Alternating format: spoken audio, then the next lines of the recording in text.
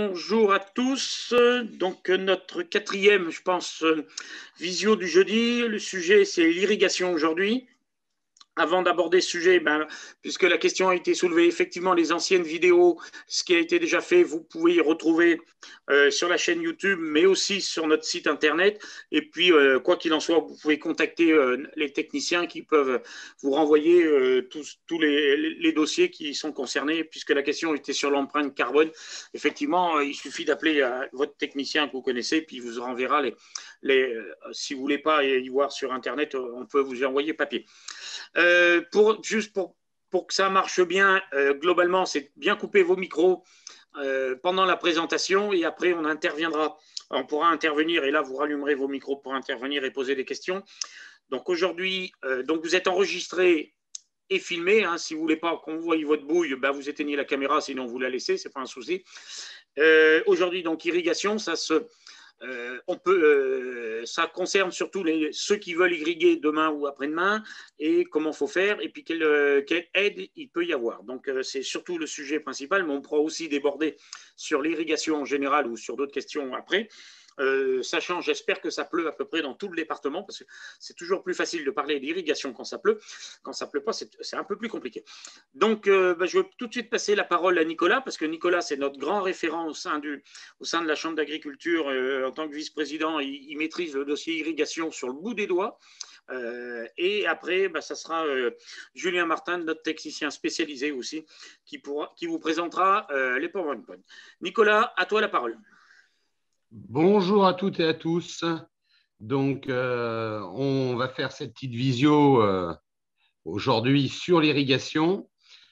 Julien va vous présenter le cadre de l'irrigation dans le département, parce que, pour rappel, le département de l'Allier est sur la totalité de son territoire en organisme unique. C'est une singularité en France, au moins pour l'instant. Ensuite, pour les nouveaux projets, il vous expliquera où on peut faire de nouveaux projets, les démarches à suivre et si la petite cerise sur le gâteau, si on peut avoir des aides, quelles aides. Voilà, j'en ai terminé. Julien, à toi la parole. Merci Nicolas, merci Patrice. Alors effectivement, l'idée aujourd'hui, c'est de voir dans quelles conditions on peut se mettre à l'irrigation ou développer son irrigation et ensuite voir quels sont les accompagnements financiers qui existent. Parce que même s'il y a encore 3-4 ans, ça pouvait paraître incroyable, aujourd'hui, il y a des accompagnements financiers sur l'irrigation. Alors, une simple petite diapo pour montrer quelle est l'organisation administrative réglementaire de l'irrigation dans le département, parce que ça a des conséquences très concrètes sur les différents projets. Donc, l'intégralité du département est gérée par ce qu'on appelle un organisme unique. C'est quelque chose de très simple que je vais expliquer. Cet organisme unique a divisé les prélèvements en différents types de prélèvements et chaque type de prélèvement a une enveloppe de volume prélevable. Donc, le préfet a donné des volumes prélevables selon les types de prélèvements. Donc, on a 3 enveloppes de volume prélevable. Eau superficialité, c'est-à-dire prise directe dans la rivière ou dans sa nappe. Eau superficielle hiver, les retenues collinaires, ou eau profonde. Et ensuite, bien sûr, ces volumes sont dispatchés entre les… Oula, pardon, je suis allé un peu vite. Elles sont dispatchées entre les irrigants. La conséquence très concrète, c'est que dans certaines de ces enveloppes de volume, il n'y a plus de volume disponible pour les nouveaux prélèvements. Et ça concerne les eaux superficialités. Autrement dit, un nouveau prélèvement, mais on va détailler ensuite, directement en rivière, ce n'est plus possible. Par contre, un nouveau prélèvement dans une retenue collinaire ou en eau profonde, on va détailler également, c'est quelque chose qui est possible. Et bien évidemment, tout ça, ça concerne les volumes supérieurs à 1000 m3 par an. Les 1000 m3 par an pour l'irrigation, on y est très très vite. Donc, voilà les grandes lignes de l'organisation du département. Donc je disais, aujourd'hui, si on veut se mettre à l'irrigation, 2 solutions possibles. La première solution, c'est le forage. Et pour qu'un forage soit accepté, il faut qu'il soit en eau profonde. Alors l'eau profonde, comme son nom ne l'indique pas, ce n'est pas une histoire de profondeur en termes de mètres de profondeur, c'est une histoire d'absence d'impact sur les eaux superficielles. Autrement dit, et en caricaturant, en grossissant vraiment beaucoup le trait, votre forage sera accepté si vous apportez la preuve que vous n'allez pas siphonner le petit cours d'eau d'à côté ou vous n'allez pas tarir la source qui alimente le cours d'eau d'à côté. Petite exception dans le département, il n'est plus possible, au moins temporairement, de faire de nouveaux forages sur le bassin versant de la Colin, qui a vu ces derniers temps un grand nombre de projets. Donc le choix a été fait de se laisser le temps d'absorber ces nouveaux projets et de voir comment se comporte la nappe. Mais il est entendu que ce n'est pas une interdiction ferme et définitive. On fait une pause de 2 ans, et dans 2 ans, on voit comment se comporte la nappe. Donc, les projets envisageables, les forages. Maintenant, la démarche. Bien évidemment, il faut commencer par rechercher de l'eau. Alors, qu'on le veuille ou non, ça passe généralement par les foreurs et par les sourciers. Une fois qu'on sait, qu'on connaît un peu la disponibilité en eau dans le secteur, il faut déposer un dossier de demande auprès de la DDT, dossier de demande qui doit être accompagné de l'autorisation de propriétaire, ça paraît logique, mais également d'une étude hydrogéologique. Donc ça, c'est un bureau d'études qui va vous le faire. On peut donner des chiffres, hein, ça vaut à peu près 3 000 € hors taxe. Et le but du jeu, c'est bien de montrer ce que je vous disais tout à l'heure, que vous êtes bien en eau profonde. Le début des travaux, vous pouvez lancer vos travaux dès que vous avez l'autorisation de la DDT, après l'avoir prévenu que vous commencez les travaux, sachant que la DDT a 2 mois pour vous répondre. Et généralement, la DDT met des prescriptions, c'est-à-dire des choses à respecter pour bien s'assurer que votre forage est en eau profonde. On ne va peut-être pas détailler là, sauf s'il y a des questions à la fin. Et ensuite, le début de l'irrigation, vous pouvez lancer l'irrigation une fois que vous avez fait votre compte-rendu de travaux et du coup que vous avez reçu les volumes prélevables liés à votre forage. Patrice, qu'est-ce qu'on fait? Je déroule ou on voit s'il y a des questions au fur et à mesure? Bonjour. Oui, il vaut mieux dérouler et après on déroule et après comme ça, parce que si on commence de poser des questions tout de suite, il peut y avoir des réponses dans la présentation. Donc on préfère le dérouler et après vous notez les questions et puis on fait le débat après. Très bien. Donc voilà pour les forages. Pour l'autre, donc je disais tout à l'heure que l'autre solution pour se mettre à irriguer, c'est le plan d'eau, la retenue d'eau. Donc là, il y a deux possibilités. Hein. Soit vous voulez créer votre retenue d'eau, soit vous avez déjà une retenue d'eau existante. On va commencer par les retenues d'eau, les plans d'eau à créer. Donc ces derniers temps, il y a un peu plus de souplesse pour créer des plans d'eau. Ceci dit, qu'on soit clair, la réglementation générale n'a pas changé et la réglementation générale est toujours aussi contraignante. Mais bon, il y a peut-être un peu plus d'huile dans les rouages qu'avant. Aujourd'hui, pour créer une retenue d'eau, il faut cumuler plusieurs conditions. Il ne faut pas que vous soyez sur un cours d'eau. Alors, je vous ai mis à l'écran la définition d'un cours d'eau. Il faut qu'il y ait un lit naturel à l'origine. Il faut qu'il y ait un débit suffisant de majeure partie de l'année. C'est souvent un critère important. Ça faut que ça coule au moins 6 mois par an. Et il faut qu'il y ait une alimentation par une source. Il n'y a pas de carte exhaustive des cours d'eau. C'est-à-dire que la carte IGN, elle fait foi pour les bandes enherbées, elle fait foi pour les ZNT, pour tout ça. La carte IGN, même si c'est un indice sérieux, ne fait pas foi pour les cours d'eau dans le cadre de travaux comme celui-ci. Donc vous pouvez créer un plan d'eau si vous êtes hors cours d'eau. Si vous êtes hors zone humide, j'ai marqué si possible. Si vous êtes en zone humide, il y a possibilité de faire quand même avec quelques aménagements, c'est-à-dire qu'il faut recréer de la zone humide par ailleurs. C'est compliqué, mais c'est possible. Et la question suivante, c'est si on n'a pas le droit de le faire sur cours d'eau, si on n'a pas le droit de le faire en zone humide, on se retrouve souvent sur des secteurs où le remplissage de cette retenue est compliqué. Il est envisageable de faire un prélèvement hivernal en cours d'eau pour remonter l'eau dans le plan d'eau, ou alors même, mais ça, il faut vraiment la topographie qui s'y prête, de créer un petit canal de dérivation du cours d'eau pour garantir l'alimentation de ce plan d'eau. La démarche, évidemment, il faut rechercher le site. Les critères réglementaires, je vous les ai donnés. Regardez bien aussi le volume qui est stockable, parce que d'expérience, lorsqu'on met en relation le volume dont on a besoin pour irriguer et le volume qui est stockable, les chiffres ne collent pas toujours. Donc, c'est une comparaison qu'il faut faire dès le début. Voilà, d'expérience, c'est une comparaison qui n'est pas toujours faite, mais faites-la bien, cette comparaison. Et ça, on peut vous aider à vous donner quelques chiffres sur les secteurs.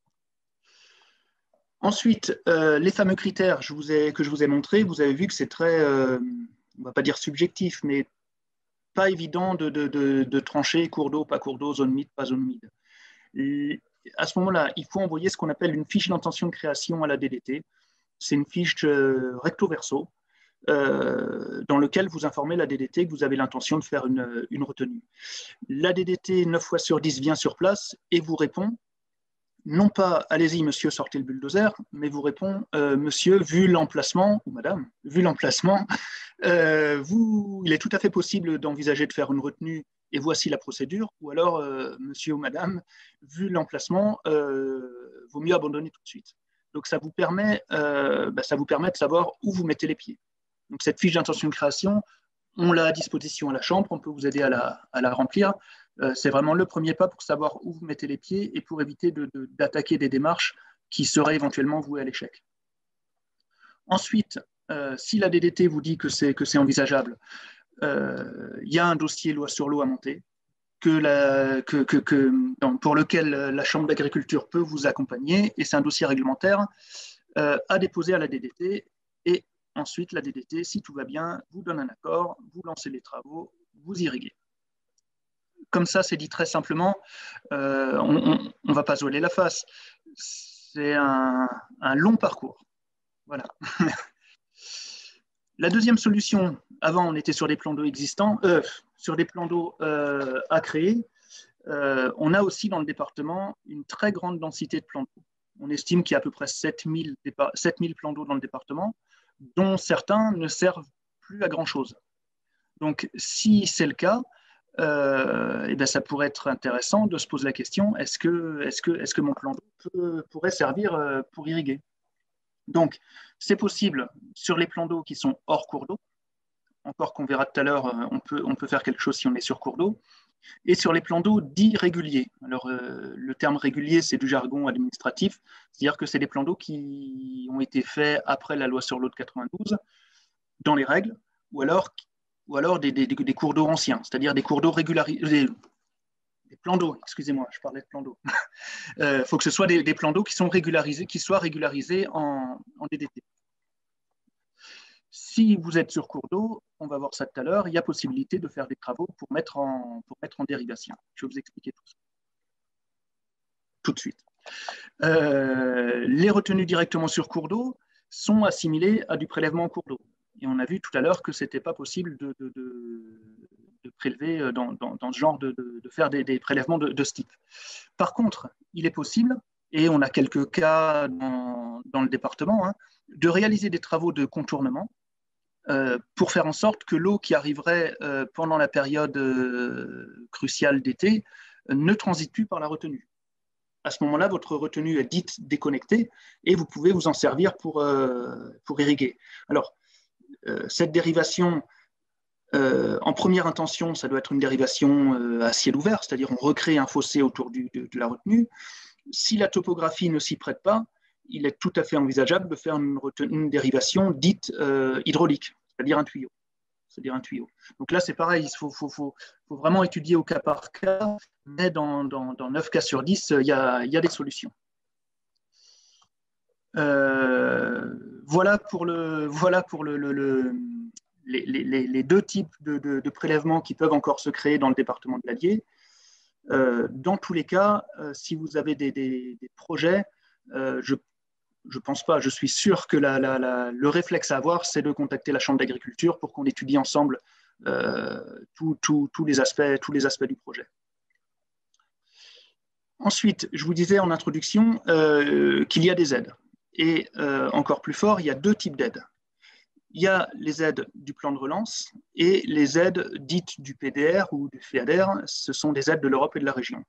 Alors, je vais vous montrer les différentes aides. Il y a certaines aides qui sont éligibles dans les deux côtés. Il y a des aides qui sont éligibles que d'un côté ou que de l'autre. Et après, je vous montrerai quels sont les différents taux et quels choix vous pouvez faire pour ces différentes aides. Bon. Pour tout ce qui est aide sur les matériels dits économes en eau, c'est-à-dire les rampes, les pivots d'irrigation, éventuellement le goutte à goutte, mais vu le type d'irrigation qu'on a dans le département, c'est vraiment anecdotique. Là, il faut regarder s'il y a augmentation des surfaces irriguées ou pas. C'est-à-dire, est-ce que ma rampe, mon pivot va être placé sur une parcelle qui n'était pas irriguée auparavant, ou est-ce que ça va remplacer un enrouleur? Si ça remplace un enrouleur, c'est-à-dire sans augmentation des surfaces irriguées, c'est éligible dans les deux plans d'aide. S'il y a augmentation de surface irriguée, c'est éligible uniquement sur le plan de relance. Ensuite, tout ce qui est stockage de l'eau, donc la retenue et tous les travaux liés à la retenue. Dans les deux cas, que ce soit de l'augmentation de surface irriguée ou de la substitution, je vais vous expliquer ce que c'est tout de suite, c'est éligible dans les deux cas, encore qu'il y a certains secteurs sur lesquels c'est pas éligible pour le moment, mais le zonage risque d'évoluer. La substitution, c'est quoi? C'est aujourd'hui, je prélève dans un petit cours d'eau, par exemple, et à la fois j'ai un impact sur l'environnement, mais à la fois chaque été, je me paye des interdictions d'irriguer. J'abandonne mon prélèvement direct dans ce petit cours d'eau et je veux passer dans une retenue collinaire. C'est ça la substitution. Donc ça permet aussi, au-delà de l'aspect environnemental, ça permet de se mettre à l'abri d'éventuelles restrictions d'irriguer en été qui, sur certains bassins, viennent un peu souvent. Ensuite, il y a tout ce que j'appellerais le petit matériel, c'est-à-dire des canons brise-jet, des programmateurs, des tensiomètres, etc. Là, je vous laisse lire. Le plan de relance subventionne tout ça. L'aide de la région et de l'Europe, c'est un peu plus restrictif.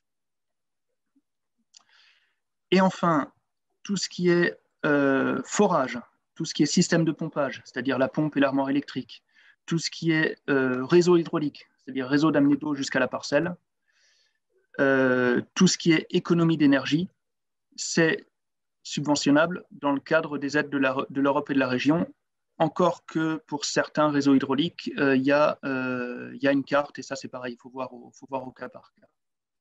Donc, vous voyez qu'il y a aujourd'hui, si vous avez un projet de modernisation ou de création ou d'extension, il y a une sorte d'alignement des astres là, et des astres en deux mots, hein, et il s'agit de ne pas louper le coche, à mon avis.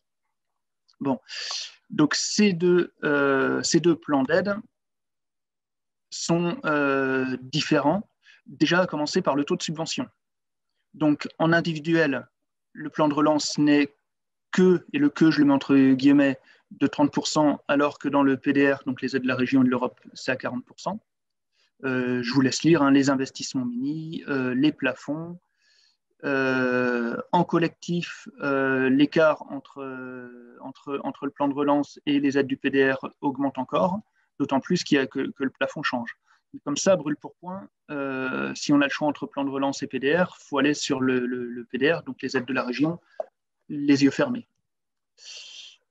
L'autre donnée, quand même, c'est le montage du dossier.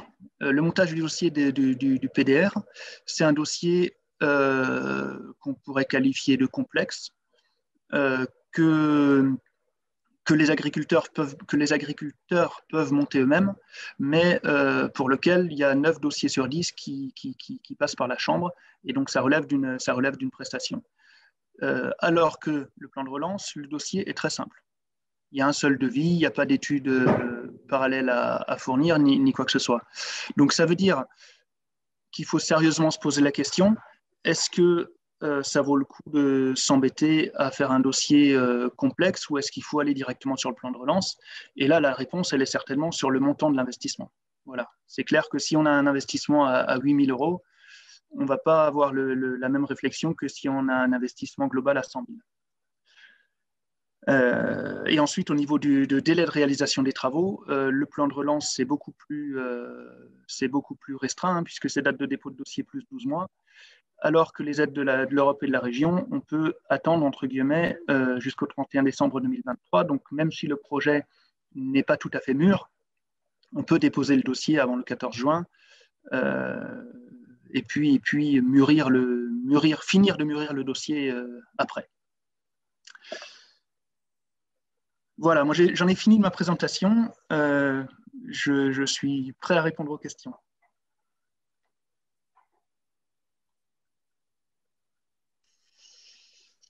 Allez, c'est parti. Question. Oui.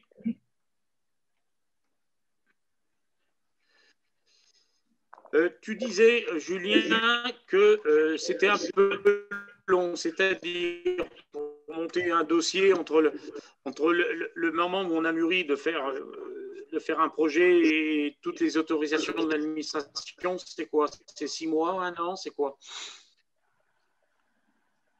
Julien, tu m'écoutes? Oui, je suis là, je réfléchissais. Le plus long dans l'histoire pour monter le dossier qui est destiné à l'Europe et à la région, c'est de recueillir des devis. C'est-à-dire qu'on est sur le même système que pour les bâtiments d'élevage, il faut double devis ou triple devis. Et on sait qu'aujourd'hui, mais ce n'est pas spécifique à l'irrigation, pour aller chercher des devis, c'est très compliqué. Donc, celui qui arrive à recueillir ce devis en 1 mois, c'est qu'il aura bien harcelé les, c'est qu'il aura bien harcelé les artisans. Enfin, les artisans, les installateurs de matériel d'irrigation, les foreurs, etc. Je pense que, voilà, en s'y attelant bien, tout recueillir en 1 mois, c'est pas mal. Oui, moi j'ai une question. Oui, vas-y. Concernant le renouvellement des plans d'eau réguliers, il me semble que quand on a déclaré les plans d'eau pour les régulariser, il faut, on l'a fait ça il y a une vingtaine d'années, enfin peut-être 15 ans, est-ce qu'on va avoir à les renouveler ces demandes? Je sais qu'en Creuse, c'est le cas, c'est-à-dire qu'un plan d'eau que vous avez déclaré à un moment donné, pour le régulariser, il faut les re-régulariser au bout de 20 ans. C'est quoi dans l'Allier? Ouais, bonjour José. Ça dépend. En fait, c'est vraiment du cas par cas. Soit la DDT a donné une autorisation dite trentenale, ou vingtenale peut-être. Et je sais que dans la Creuse, c'était vraiment l'usage de donner une autorisation trentenale ou vingtenale, et tous les 20 ou 30 ans, il faut renouveler l'autorisation. Dans l'Allier, il y a 95 plans d'eau sur 100 qui ont une autorisation dite pérenne, c'est-à-dire que ad vitam aeternam. Mais quand je dis 95 sur 100, ça veut dire qu'il y en a 5 sur 100 qui ne sont pas comme ça. Donc, c'est pour ça, ça dépend. C'est du cas par cas. Et comment on sait? Il faut regarder le récépissé de déclaration que tu as reçu à l'époque. Il y a 20 ans. Il y a 20 ans. Et sinon, il faut le réclamer à la DDT. D'accord. Ouais, il n'y a pas 36 solutions, il n'y a que le propriétaire ou l'exploitant et la DDT qui ont ce genre de documents. Ils sont nulle part ailleurs. D'accord. Ok, merci.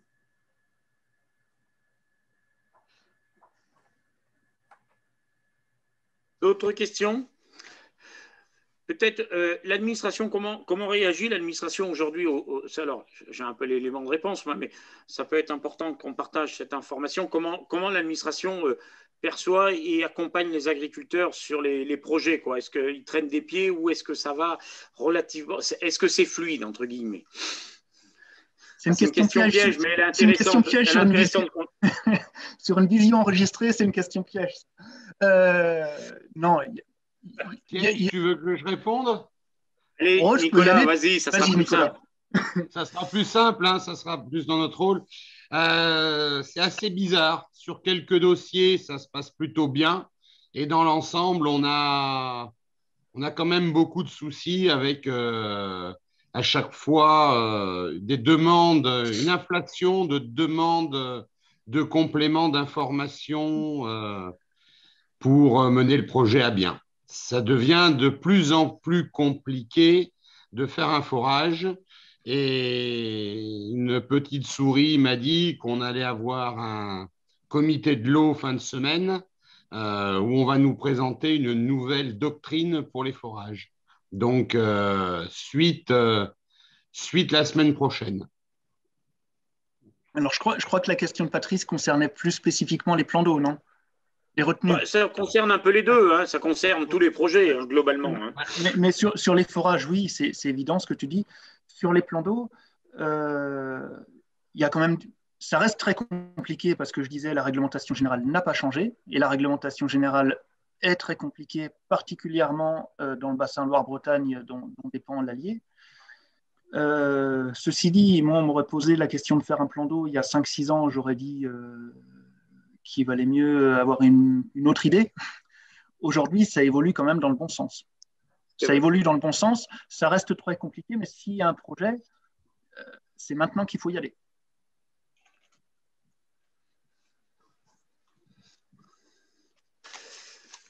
Oui, non, mais Julien a raison.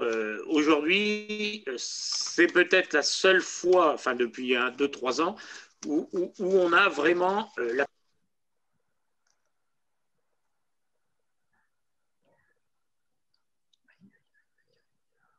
Ça bug, hein? Ouais, j'entends pas non plus. Une autre question, il n'y avait pas des aides départementales sur J'ai bien peur que Si, c'est une très bonne question. Merci de l'avoir posée parce que j'avais complètement, j'étais complètement passé à côté. Tu as compris la question là? C'est quoi la question? Je répète la question. Est-ce qu'il y a des aides départementales sur les plans d'eau? Okay. Je disais, Julien, est-ce que le département... Oui, c'est ça. Ça passe pas bien. Moi, j'ai une mauvaise connexion. Bon, donc oui, la question, c'est est-ce qu'il y a des aides du département sur les plans d'eau? Et je le remerciais d'avoir posé la question parce que j'avais prévu d'en parler et j'ai complètement oublié. Effectivement, sur le dossier réglementaire, le département met 80% aujourd'hui. Le département met 80%. En fait, le constat de départ était le suivant. Pour demander les aides de la région pour les travaux, il faut avoir déposé un dossier réglementaire. Mais avant de déposer le dossier réglementaire, les agriculteurs avaient envie de savoir s'ils étaient subventionnables. Donc, c'était un peu le serpent qui se mord la queue. Et aujourd'hui, le département met 80% sur le dossier réglementaire de création de plan d'eau ou de mise en dérivation d'un plan d'eau. Voilà, donc 80%, c'est pareil. C'est quand même un signe fort d'un peu un frémissement du changement de la politique autour des retenues, quoi. Merci, Julien. Non, mais on avait un peu oublié cette ligne, là, donc fallait la rajouter. Et je pense que ça serait bien de la rajouter dans le PowerPoint ouais. qu'on diffuse, de peut-être faire un slide spécial là-dessus. Oui. Parce qu'effectivement, aujourd'hui, on a la chance d'avoir une ouverture, on a la chance d'avoir des financements. Hein, donc, il faut... Pour ceux qui veulent, pour ceux qui ont toujours, depuis un certain nombre d'années, réfléchissent à ça et qui sont prêts, mais il y avait un problème de subvention, d'aide et compagnie, là, aujourd'hui, on y est. Donc, peut-être pour ceux qui ont vraiment des projets, y aller c'est pas stupide aujourd'hui, quoi. Julien? Oui. Donc, je dois la poser à peu près à chaque fois, mais j'aime bien qu'on me donne la même réponse. 3 étangs, même bassin versant, capacité différente selon les étangs. On est bien d'accord qu'on reste sur une addition des consommations de chaque compteur pour les 3 étangs. Alors, je reformule ta question. Parce que tu vas faire ça beaucoup mieux que moi, je suis bien d'accord. Aujourd'hui, certains irrigants, dont fait partie José Métayer, certains irrigants qui disposent de plusieurs points de prélèvement disposent d'un volume prélevable par point de prélèvement. La question, c'est est-ce que ces volumes prélevables sont cumulables? Autrement dit, si je dépasse d'un côté, mais qu'au global, je ne dépasse pas, est-ce que je suis dans les clous? La réponse est oui, à 3 conditions. Il faut que les 3 prélèvements soient dans la même enveloppe de volume prélevable. Autrement dit, on ne pourra pas mélanger un volume attribué dans une retenue collinaire et un volume attribué dans le cours d'eau. Voilà, il faut que ce soit les 3 mêmes. Il faut que ce soit le même exploitant, c'est-à-dire qu'échanger du volume ou vendre du volume avec le voisin, ce n'est pas possible. Et la 3e condition, il faut que ce soit le même bassin versant. Pour une exploitation qui aurait par exemple plusieurs sites, je vais caricaturer, quelqu'un qui a un site dans le Cher, et un site sur la vallée du Cher et un site sur la vallée de l'Allier, il ne pourra évidemment pas mutualiser ces deux choses. Mais si on respecte les 3 conditions, même type de prélèvement, même bassin versant, même agriculteur, on peut cumuler. Okay. Et on peut dépasser d'un côté à condition qu'on ne dépasse pas au total. Ok. Merci. C'est la même réponse que la dernière fois? C'est la même.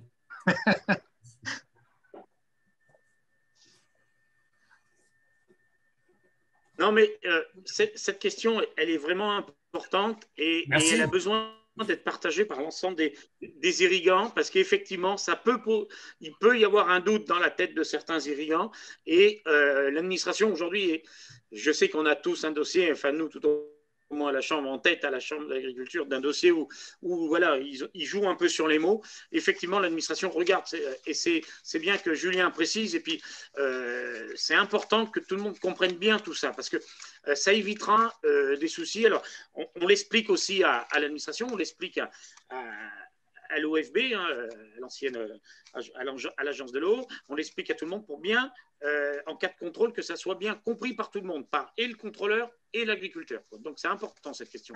L'agence de l'eau. Oui, d'autres questions?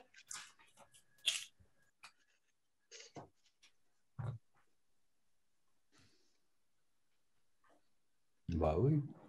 Christine Lemaire, j'aurais une toute petite question. Est-ce qu'on peut toujours cumuler les volumes hiver et les volumes été? Tu n'as jamais pu cumuler, Christine, mais Non, je me suis mal exprimée. Pas cumuler, mais est-ce qu'on a toujours le même volume hiver et le même volume été?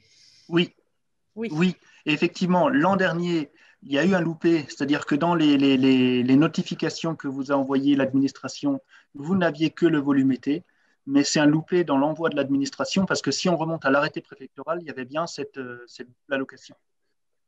D'accord, merci Julien.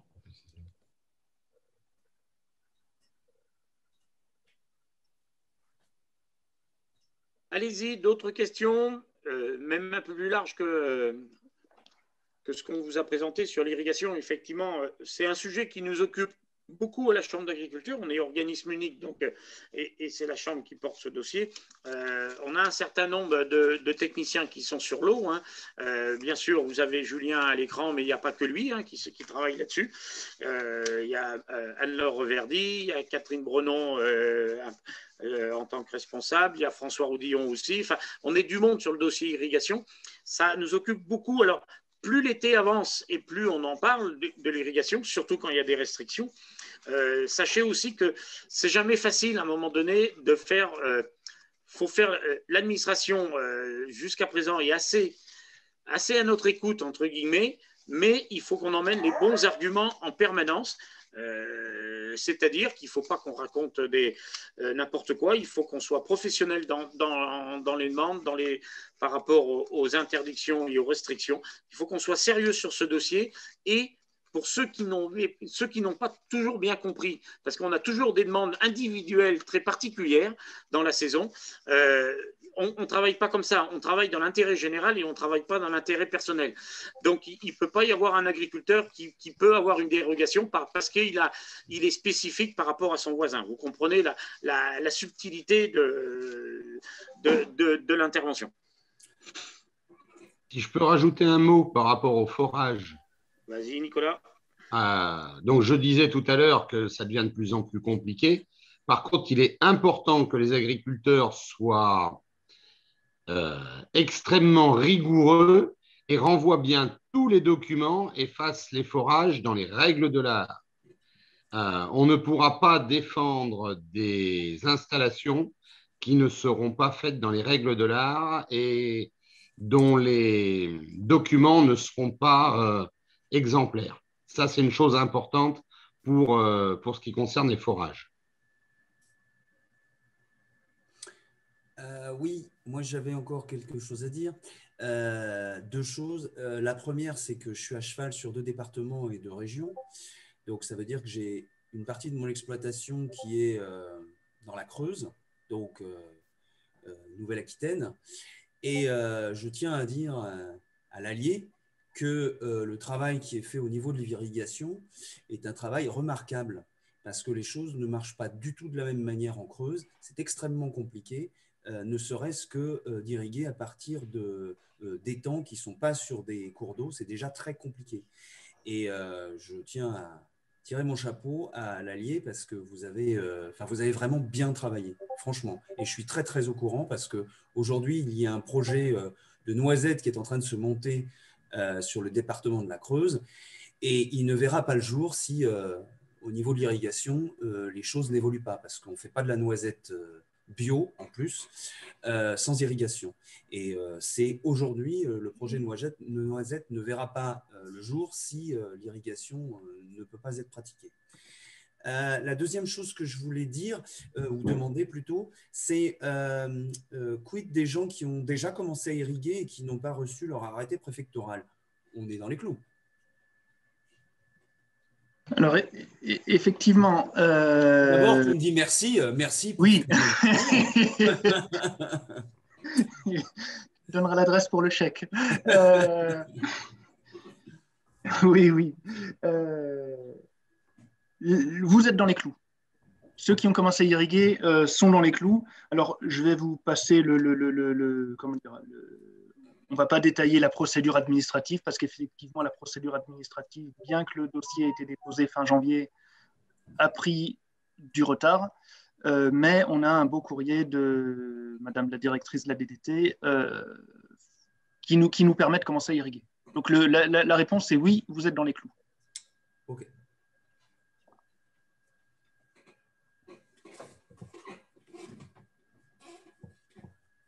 Merci pour cette intervention et tout au moins sur la partie de reconnaissance du travail fourni par le département de l'Allier, mais c'est pas sans peine parce que c'est un vrai. Ça fait un certain nombre d'années qu'on est sur le dossier. Le fait d'être un organisme unique, Nicolas l'a bien dit, c'est une spécificité nationale. Hein.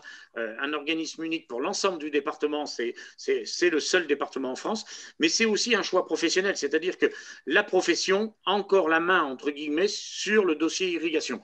Ça veut dire que demain, et je vais peut-être utiliser des termes un peu compliqués pour certains, mais quand on va devant l'administration et qu'on a à côté de nous des associations environnementales, et j'arrêterai là, nous on parle professionnel, on parle économie et on parle vrai. On ne raconte pas des bêtises entre guillemets, on ne met pas de la surenchère sur des choses qui n'existent pas. Donc l'administration quand même reconnaît notre sérieux sur le métier et c'est ce qui fait notre force, sans aucun doute.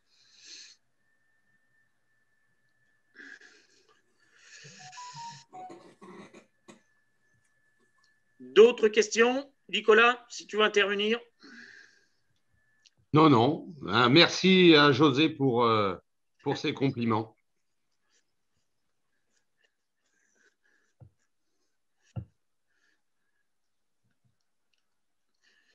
Bien.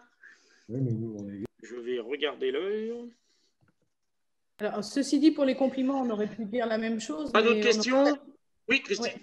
Patrice, je disais juste, pour les compliments, on aurait pu dire la même chose, mais on n'aurait pas été crédible. Donc, je suis bien contente que la famille de Beaugosse l'ait dit à notre place.